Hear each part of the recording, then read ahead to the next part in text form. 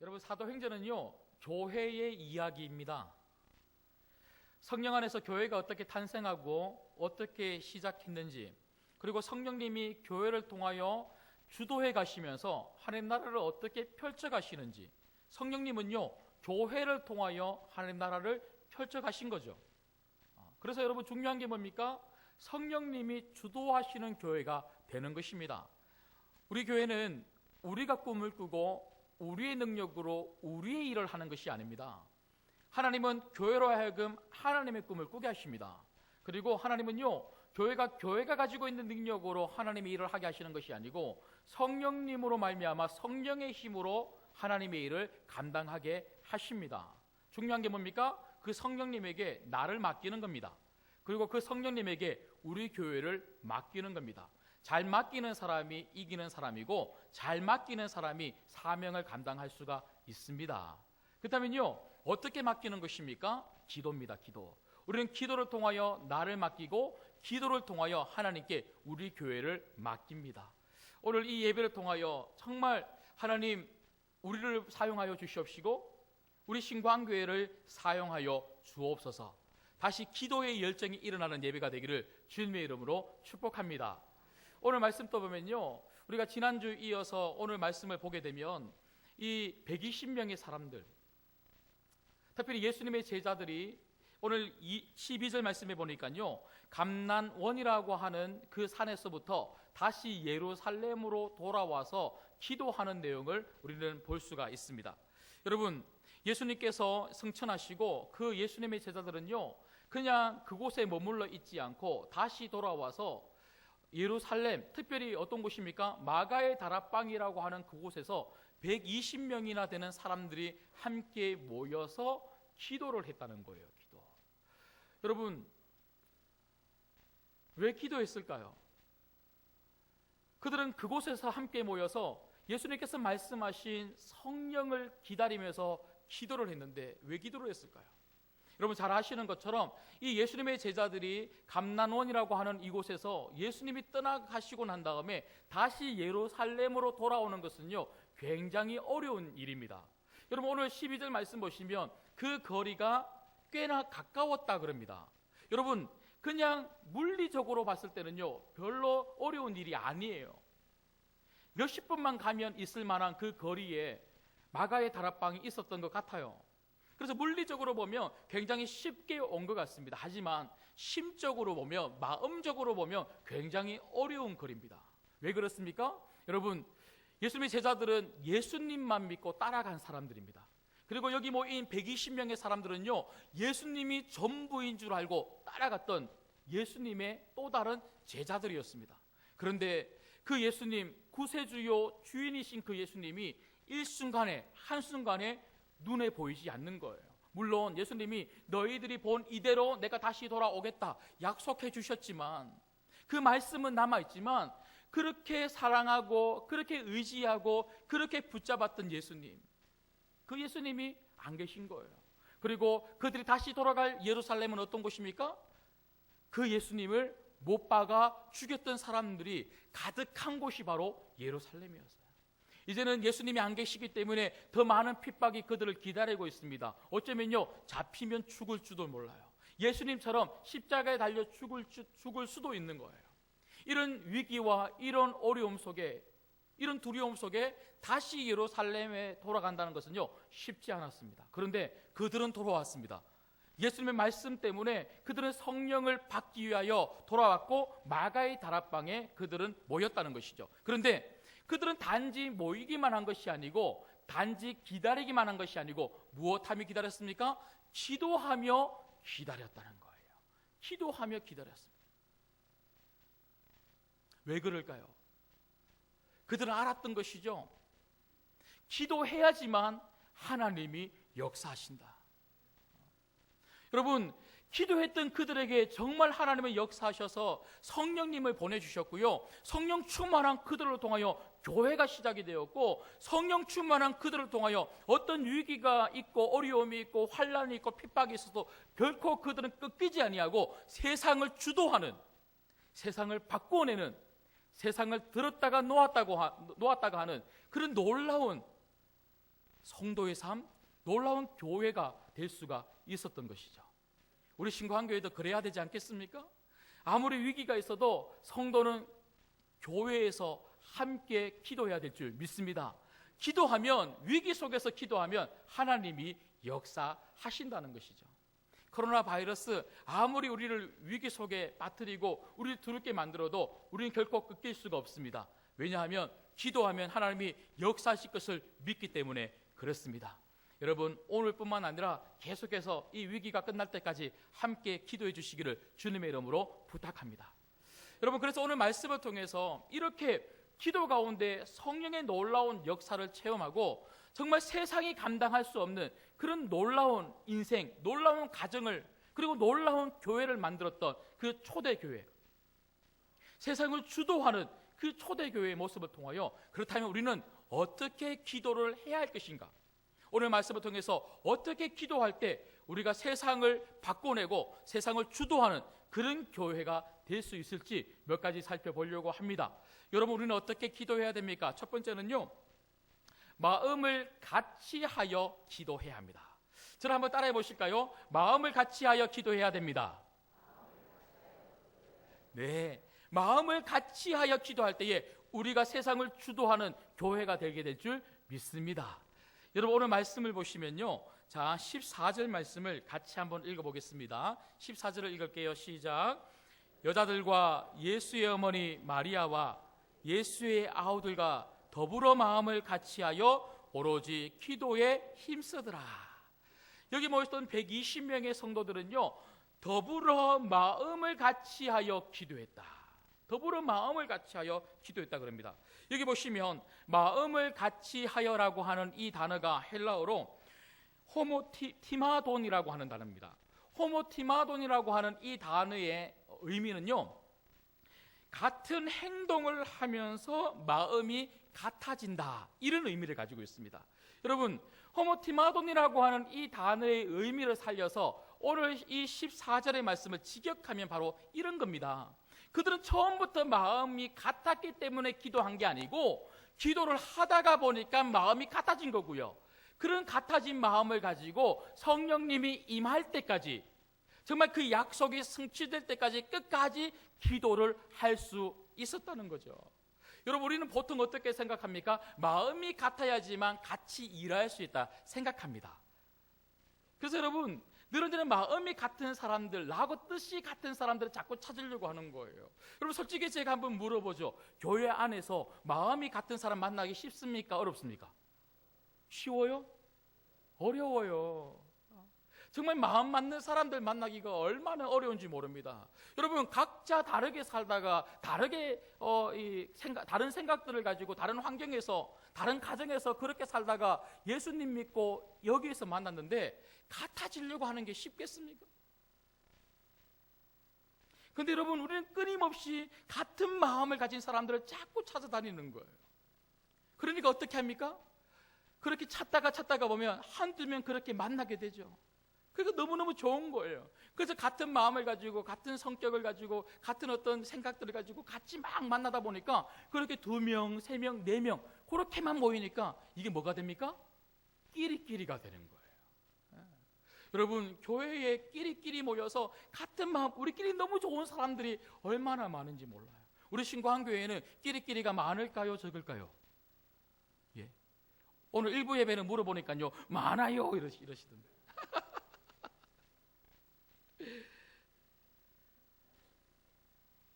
여러분, 같은 마음이기 때문에 같이 할 수 있는 게 아니고 같이 하다 보면 같은 마음이 되는 거예요. 여러분이 살고 계시는 남편도 같은 마음이기 때문에 결혼했습니까? 그렇게 안 맞는 사람도 같이 살다가 보니까 마음이 맞아지는 거잖아요. 구역도 똑같죠. 여러분, 구역을 편성하고 나면요, 제가 이 목회를 해보니까 보통은 어떤 반응이 많이 나오냐면 막 전화가 와요. 목사님, 저는 저분하고 하고 싶어요. 저는 저분하고 하고 싶어요. 목사님, 저는 이 사람하고 같이 못하겠어요. 막 이런 반응들이 많이 나와요. 여러분, 하고 싶은 사람들하고만 구역하면서 우리가 어떻게 살아요? 그런데 희한하게도요, 못하겠다고 하는 그 사람하고 같이 구역을 하다 보니까요, 이게 5년 하고 10년 하다 보면 뭐가 됩니까? 같은 마음의 가족이 되는 거예요. 그래서 어느 순간에는요, 목사님 이 사람 없으면 저 구역 안 하겠어요. 처음에 시작할 때는요, 바꿔달라고 하는 사람이 5년 지나고 10년 지나니까요, 없으면 안 되는 친구가 되더라고요. 여러분 똑같죠? 우리가 같이 예배를 드리면서 같이 기도회를 참석하고 같이 열정적으로 기도를 하다가 보니까 우리 신광교회가 어느 순간 같은 마음이 되게 될 줄 믿습니다. 기도하다가 보면 같은 마음을 품게 되는 거예요. 여러분 오늘 말씀 또 한번 보시면요, 13절 말씀 특별히 한번 보십시오. 오늘 여기 모인 120명의 성도들이 어떤 사람인지 성경은 이렇게 기록하고 있습니다. 들어가 그들이 유하는 다락방으로 올라가니 베드로, 요한, 야고보, 안드레와 빌립, 도마와 바돌메 등등. 누굽니까 이 사람들이?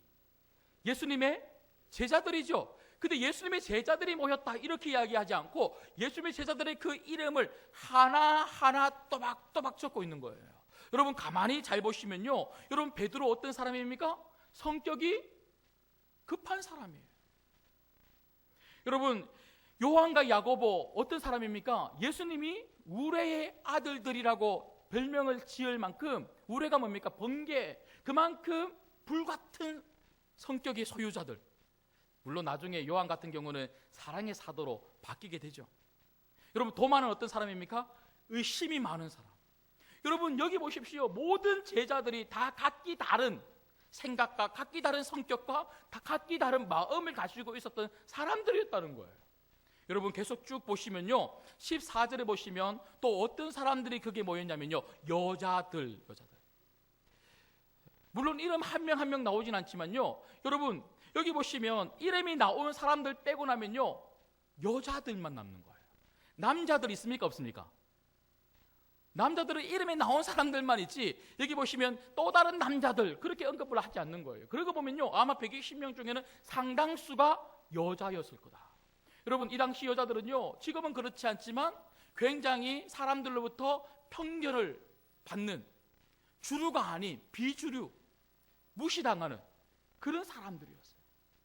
그래서 여러분 성경에도 보시면 대체로 사람들 카운트를 할 때, 사람들 숫자를 셀 때 남자들 위주로 카운트가 되고 있습니다. 그런데 초대교회는요, 지금 여자들이 상당수 교회를 이루고 있다는 것에 대해서 성경은 간과하지 아니하고 집어넣고 있더라고요. 그래서 그런지 초대교회 때부터, 처음 세워진 교회 때부터 여자들이 많아서 그런지 교회는 계속 여자들만 많아요. 예, 우리 교회도 거의 한 75%? 예. 지금도 한번 보십시오. 남자분들 별로 안 보이죠. 여자분들이 더 많아, 훨씬 많아. 근데 여러분 오늘 보시면요, 이 여자분들이 뭐 했다고요? 기도했다고요. 기도. 여러분 여자분들이 기도 많이 해주시면 남자분들도 따라서 기도하게 될 줄 믿습니다. 예. 그리고 계속 보시면요, 예수님의 동생들, 아우들도 있어요. 여러분 예수님의 동생들 누굽니까? 예수님을 구세주로, 메시아로 처음에는요 안 믿었던, 받아들이지 않았던 사람이에요. 그런데 초대교회가 태동하는 이 시점에는요, 예수님의 동생들까지도 지금 함께 참여하고 있더라고요. 이렇게 각자 다양한 사람들이, 다양한 마음을 가지고 있었던 사람들이 함께 기도하기 시작하자 그 마음들이 하나로 바뀌기 시작하더라고요. 여러분 교회는 하나가 되어야 됩니다. 어떻게 하나가 될 수 있습니까? 함께 기도하면 우리 교회, 신광교회 하나 되게 될 줄 믿습니다. 여러분 왜 교회들이 세상에 있는 수많은 사람들에게 비판을 받고 질타를 받습니까? 왜 손가락질을 당합니까? 여러분 다른 여러 여타의 이유들이 있겠지만 모든 것들을 다 통틀어서 한마디로 이야기하자면요, 교회가 하나 되지 못하기 때문에 그렇습니다. 교회는요 하나가 되어서 하나님의 일을 이루어야 되고 주님이 주신 그 사명을 이루어 나가는 그런 교회가 돼야 되는데, 교회 안에 각자의 목소리를 너무 많이 내는 거예요. 인간의 냄새가 풀풀 너무 많이 나는 거죠. 얼마나 세속적인지 몰라요. 그러니까 세상 사람들이 우리가 하는 이야기를 들으면서 못 믿겠다는 거예요. 당신들도 바꿔내지 못하는 그 복음을 우리 보고 믿으라고. 세상보다 더 인간적인 냄새가 나고 세속적인 냄새가 나는 교회를 나보고 나오라고. 그러니까 세상 사람들이 성도들을 보고 교회를 보고 자꾸 손가락질을 하는 거 아니겠습니까? 그럼 우리 어떻게 해야 됩니까? 다시 기도의 자리로 돌아가야 합니다. 기도의 자리로 돌아가면요, 우리 모든 성도들의 마음이 하나의 마음, 하나의 마음, 그 하나님 아버지의 마음, 주님이 주시는 그 마음, 그 십자가의 마음, 십자가의 복음으로 하나가 되게 될 줄 믿습니다. 기도의 자리로 돌아가면요, 성도들이 함께 기도해야지만 하나의 마음이 될 뿐만 아니라 하나의 마음이 되니까요, 교회가 은혜로워지는 거예요. 교회가 은혜로워지면요, 교회 오지 말라고 해도 세상 사람들이 교회를 주목하게 되고요, 자꾸 저곳에 가면 무슨 일이 있길래 사람들이 저렇게 바뀌나, 저곳에 가면 도대체 무슨 일이 있길래 사람들의 얼굴이 저렇게 아름답나. 기도의 자리에 가면 끊임없이 마음이 하나가 되고 그 복음으로 채워지니까 세속적인 것들이 사라지게 되더라는 거예요. 제가 여러분 말씀을 준비하다가 보니까 사도행전이 너무 재밌어요. 이게 너무 재밌으니까요, 이게 그냥 1장, 2장 이렇게 설교 준비가 되는 게 아니고 자꾸 앞으로 계속 읽으면서 더 읽고 싶은 거 있잖아요. 그래서 계속 읽어보다가 보니까요, 한 마음이라고 하는 이 단어가 사도행전의 주제더라고요. 주제. 여러분, 제가 여러 군데 찾지 않겠습니다. 4장 한번 보시겠습니다. 사도행전 4장 보시면요, 23절을 한번 보실까요? 사도행전 4장 23절. 자, 보십시오. 제가 읽어드릴게요. 사도들이 모임에 그 동료에게 가서 제사장들과 장로들의 말을 다 알리니, 그러니까 사도들이 하나님의 그 복음, 그러니까 예수 그리스도의 이 복음을 전하다가 잡힌 거죠. 그런데 이 사도들이 놓이고 다시 돌아와서는요, 지금 이 자기 신들의 이 동료들에게 이 여러 가지 일들에 대해서 이렇게 알려주면서 24절에 보면요, 그들이 듣고 어떻게 했습니까? 한 마음으로 하나님께 소리를 높여 이르되, 그러니까 한 마음으로 기도했다는 거예요. 한 마음으로 기도하는 것이 바로 이 사도들의, 그리고 이 성도들의 특징이더라고요. 그런가 하면요, 조금만 더 앞으로 가보시면 4장 32절 보십시오. 4장 32절 보시면요, 믿는 무리가 한 마음과 한 뜻이 되어 모든 물건을 서로 통용하고 자기의 재물을 조금이라도 자기의 것이라 하는 이가 하나도 없더라. 여러분, 120명의 이 성도들이 마가의 다락방에서 함께 기도하기 시작하자 한 마음이 되었고요, 그 이후로부터는 28장 가는 그 순간까지 모든 성도들이 같은 마음을 가지고 계속해서 같이 기도하고, 그리고 한 마음을 가지고 서로 사랑하고 서로 아껴주고 자기의 것을 자기의 것으로 탐하지 아니하고 자꾸 나누어 주는, 이런 놀라운 사랑의 손길을 베푸는 그런 성도들로 바뀌더라고요. 여러분, 그러고 보니까요, 예전에 우리 어머님 아버님들이 사셨던, 여기도 많이 앉아 계시는데요, 우리 어머님 아버님 세대의 이 우리 한국 교회를 보면요, 그 당시 다 같이 먹고 살기 어려운 시대 아닙니까? 그런데도 늘 은혜가 넘치고 늘 베품이 넘치고 교회 가면 정말 사랑의 그 공동체를 경험할 수 있다.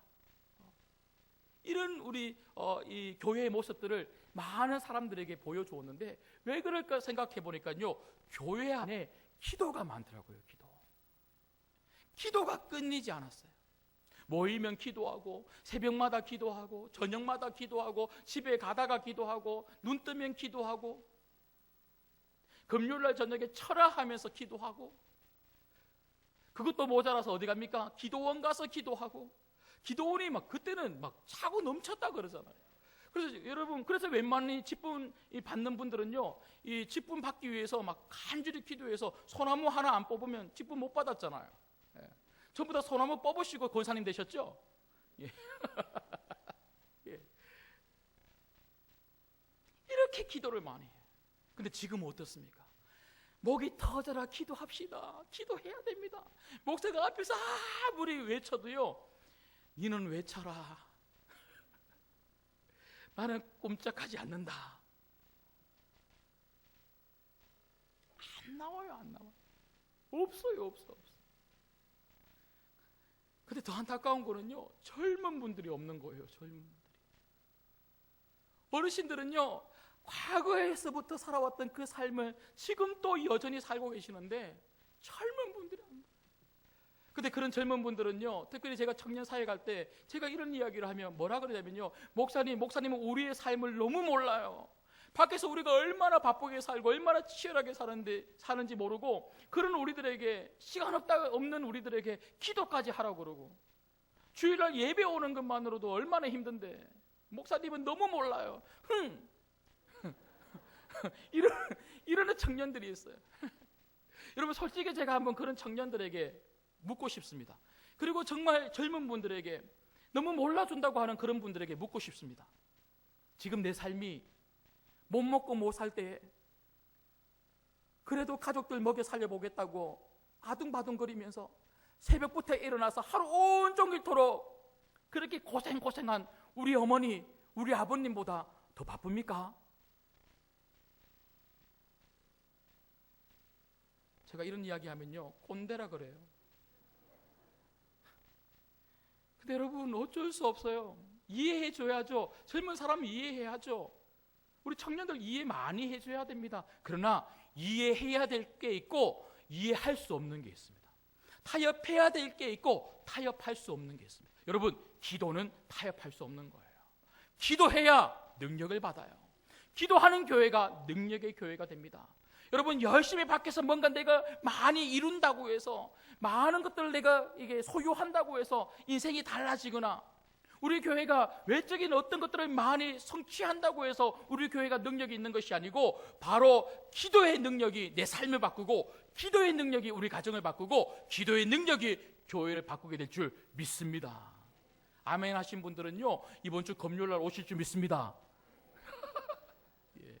우리 옆에 분들에게 한번 이렇게 입을 좀 막고 이렇게 물어보세요. 자, 입을 막고, 금요일날 꼭 오실 거죠? 자, 자, 금요일날 꼭 오실 거죠? 제가 여기 원고에는요, 금요일날 꼭 오실 거죠? 물어보라고 하고는 새끼 손가락 걸고 도장까지 찍고 오라고 격려 이렇게 안아주기 이렇게 썼는데, 이게 신종 이 코로나 바이러스 때문에 그건 안 하겠습니다. 여러분, 꼭 기도의 자리에 함께 해주시기를 주님의 이름으로 부탁드립니다. 그런가 하면 두 번째로, 우리가 어떻게 기도해야 할까요? 그것은 바로 오로지 기도에만 힘써야 한다는 것이죠. 여러분, 오늘 14절 보시면 다시 한 번 더 제가 읽어드리겠습니다. 여자들과 예수의 어머니 마리아와 예수의 아우들과 더불어 마음을 같이하여 오로지 기도에 어떻게 했다고요? 힘쓰더라. 여러분, 기도는요, 그냥 되어지는 게 아니더라는 거예요. 이 예수님의 제자들도, 예수님의 아우들, 그 동생들도, 모치는 어머니도, 그리고 120명이나 되는 이 성도들도 그냥 기도를 한 것이 아니고 기도하려고 애를 썼다는 거죠. 여러분, 기도는요, 애 써야 되는 것이 바로 기도입니다. 기도해야 된다는 거 다 알고 있죠. 기도하면 복 받는다는 거 다 알고 있어요. 기도하면 은혜가 넘치고, 기도하면 마음의 평강이 넘친다는 거 다 알고 있어요. 기도가 너무너무 중요하다는 걸 알고 있습니다. 어쩌면요, 아마 오늘 이런 설교를 들으시면서 어떤 분은 마음속에 내가 내일부터 새벽 예배 가야지 이렇게 결심하는 분도 분명히 있을 겁니다. 근데 여러분, 내일 당장 아침에 새벽에 4시 40분 50분에 그냥 눈 떠서 새벽 예배 나오게 됩니까? 아니죠. 새벽 예배 가려면요, 알람을 맞춰야죠. 한 개 맞추면 안 되죠. 그거 자잖아요. 2개, 3개 맞춰야 되죠. 여러분, 목사인 저도요, 이게 습관이 된 저조차도 이 알람을 4시 10분, 때때로 2시 반, 설교 준비할 때는 2시 반, 2시 35분, 40분, 5분 단위로 맞추기도 하고. 그런 노력, 내가 나가려고 하면요, 그런 노력이 있어야 새벽 예배도 나가지더라는 거예요.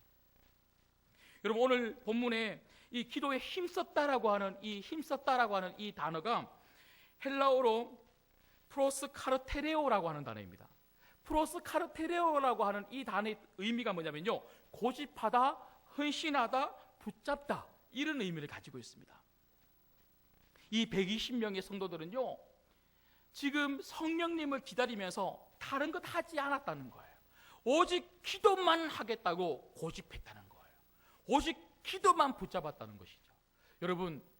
여러분의 생애에 여러분 붙잡고 있는 것이 무엇입니까? 어떤 것을 고집합니까? 여러분 다른 어떤 고집은요 다 내려놓아야 돼요. 하지만 우리가 정말 고집해야 될 게 하나 있습니다. 그것은 기도입니다. 기도.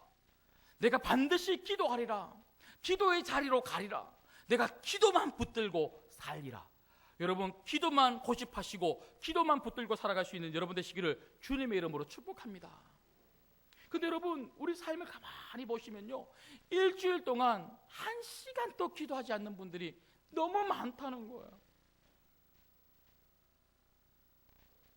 지난번에 우리 선생님들, 교회학교 교사들 대상으로 우리가 컨퍼런스를 3주 동안 했는데요, 그때 제가 하면서 문항을 한 30문항 정도 우리 교사들 대상으로 설문조사를 받았습니다. 거기에 있었던 질문 중에 일주일 동안, 하루도 아닙니다, 일주일 동안 당신은 성경을 몇 장을 읽습니까? 얼마나 성경을 읽습니까? 일주일 동안, 하루도 아닙니다, 일주일 동안 당신은 얼마나 기도하십니까?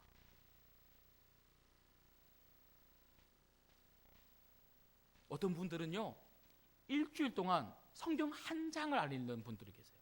어떤 분들은요 일주일 동안 1시간도, 아니 1시간이 뭡니까? 30분도 기도 안 하는 분이 있어요.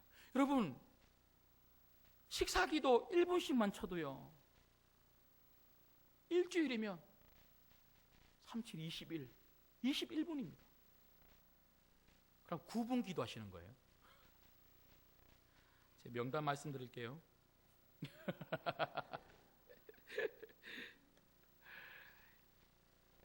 솔직히 많습니다. 여기 앉아 계시는 분들 중에서도 많습니다. 일주일이 가도 성경 한 장 안 읽고 일주일이 가도 1시간 기도하지 않는 그런 신자들 많습니다. 여러분 마태복음 26장에 보면 겟세마네 그 동산에서 십자가로 가시기 전에 예수님이 그 제자들에게 나랑 같이 기도하자. 그런데 제자들이 기도하지 않자 예수님 뭐라고 말씀하십니까? 1시간도 기도할 수 없더냐. 1시간도. 왜 그렇습니까? 1시간도 기도하지 않으면, 하루에 1시간도 기도하지 않으면 이 광야와 같은 세상 어떻게 믿음으로 살아갈래? 이게 예수님의 말씀 아닙니까? 여러분 삶에 그 어떤 것보다 기도를 붙잡고 싶은 이 거룩한 고집이 있기를 주님의 이름으로 축복합니다. 마지막으로요, 오늘 말씀을 통하여 우리가 볼 수 있는 기도, 우리는 어떻게 기도해야 할까요? 그것은 바로 하나님의 뜻을 구하며 기도해야 한다는 것입니다. 여러분 기도는요 내 뜻이 아니라 하나님의 뜻을 묻는 장소가 기도입니다. 기도는 내 뜻을 관철시키기 위해서 하는 것이 아니라 하나님의 뜻이 펼쳐질 수 있기를 소망하는 그런 장소가 바로 기도의 장소들라는 것이죠. 제가 한 가지만 좀 여쭤보겠습니다. 여러분 제자들이 이 감난산에서 예루살렘으로 돌아와서 마가의 다락방에서 120명이나 되는 성도들과 함께 모인 이유가 뭘까요? 모인 이유 뭐 받고 싶어서요? 성령 받고 싶어서요.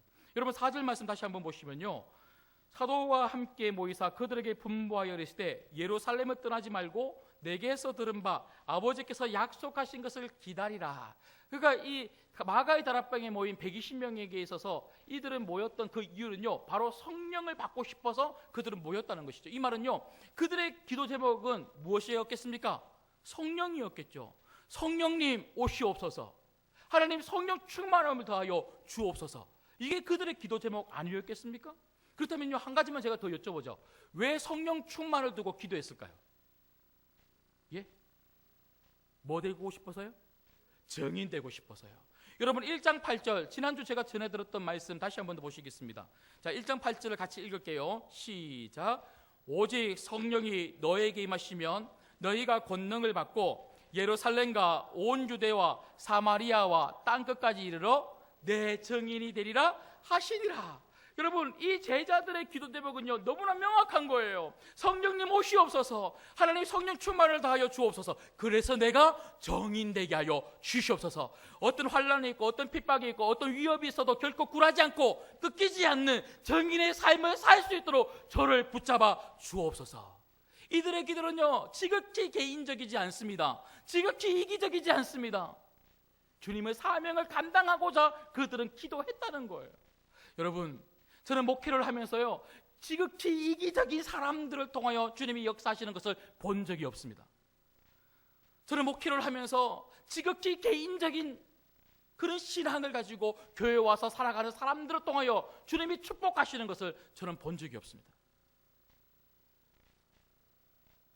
교회 안에서는요 어떤 사람들은요 끊임없이 자기 중심으로 말하고 자기 중심으로 행동하고 자기 중심으로 기도하고 늘 언제나 자기 중심으로 예배하는 이기적인 신자들이 너무너무 많은 거죠.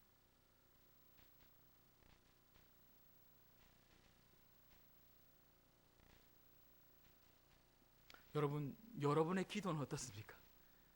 여러분의 기도는 지극히 개인적입니까? 지극히 이기적입니까? 아니면 지극히 하나님 중심적입니까? 기도는 하나님의 뜻을 실현하기 위해서 하는 것이 바로 기도입니다. 그리고 그 자리에서 하나님 뜻이 무엇인지를 물어보는 것이 바로 기도고요. 기도를 통하여 우리가 응답받게 되는 것은 하나님의 뜻이 펼쳐지는 것이 바로 응답입니다.